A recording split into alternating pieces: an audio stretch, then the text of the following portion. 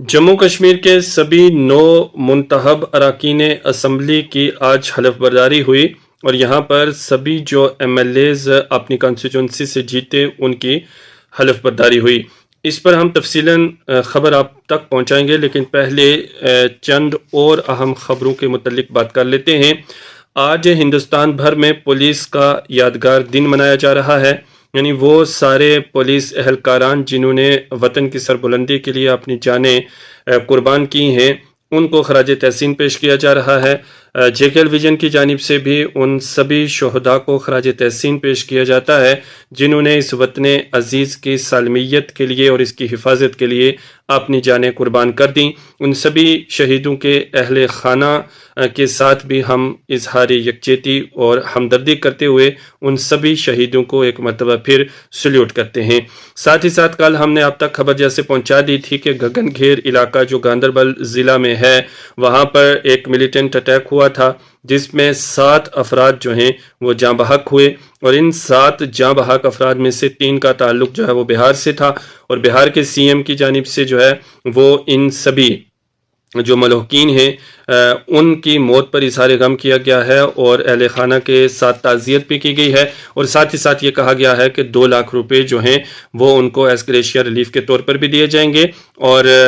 ज़िम्मेदारान को कहा है कि उनकी जो लाशें हैं उन्हें फ़ौरन उनके आबाई गाँव बिहार में पहुँचाया जाए। वहीं पर जो लेफ्टिनेंट गवर्नर मनोज सिन्हा हैं, उन्होंने आज स्कीम्स में पहुँच करके वो सभी जो ज़ख्मी इस हादसे में हैं उनकी भी इयादत की और साथ ही साथ जो APC इंफ्राटेक कंपनी है उसको हिदायत की कि इन सभी जो ये मलूकीन हैं उनको जो एस्क्रेशिया रिलीफ है वो फ़ौरन उन्हें दी जाए। 6 लाख रुपए हर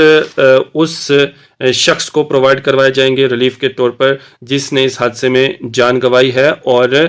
2 लाख रुपए ज़ख्मी होने वाले अफराद के अहले खाना को दिए जाएंगे। वहीं जो APC इंफ्राटेक कंपनी है उसकी तरफ से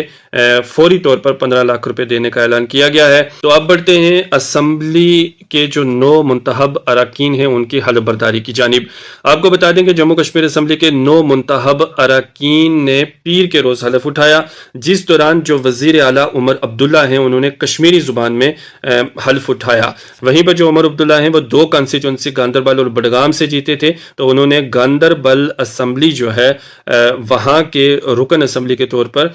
हलफ उठाया है और बडगाम जो असम्बली नशिस्त है उससे उन्होंने इस्तीफ़ा दे दिया है। और 54 साला जो उमर अब्दुल्ला हैं वो ऐवान के जो लीडर हैं और वो पहले रुकन असम्बली थे जिन्हें आज जो हलफ जो है वो दिया गया है, हलफ बर्दारी की उनकी रस्म निभाई गई है। वहीं जो नायब वज़ीर आला सुरिंदर कुमार चौधरी ने अंग्रेज़ी ज़ुबान में हलफ उठाया, उनकी भी आज हलफ बर्दारी हुई है। इस हलफ बर्दारी की तकरीब में कुछ अहम चीज़ें देखने को मिली, जैसे 51 नए जो अरकान असम्बली है उन्होंने आज यहाँ पर हलफ उठाया, जिनमें शगुन परिहार जो है वो भारतीय जनता पार्टी की उम्मीदवार हैं और उनकी उम्र सिर्फ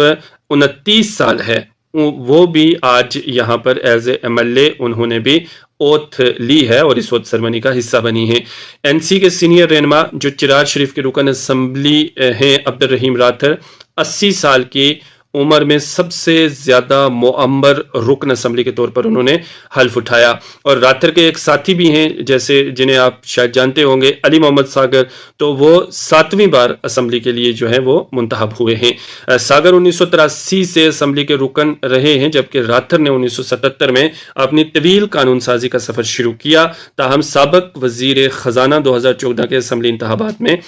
हार गए थे। वहीं पर जैसे आपको इस बारे में तो इल्म ही है कि असम्बली इंतखाबात सितंबर अक्टूबर में मुनक्किद हुए थे, जिसमें नेशनल कॉन्फ्रेंस पार्टी बड़ी जमात के तौर पर कामयाब हुई थी और उसे जो है वो कांग्रेस, आम आदमी पार्टी और दीगर जो आज़ाद 5 उम्मीदवार हैं उन्होंने भी पार्टी में शमूलियत अख्तियार की और इस तरह से यहाँ पर नेशनल कॉन्फ्रेंस पार्टी की हुकूमत बनी। अबोरी स्पीकर मुबारक गुल ने इन सभी जो अहलकारान हैं उन्हें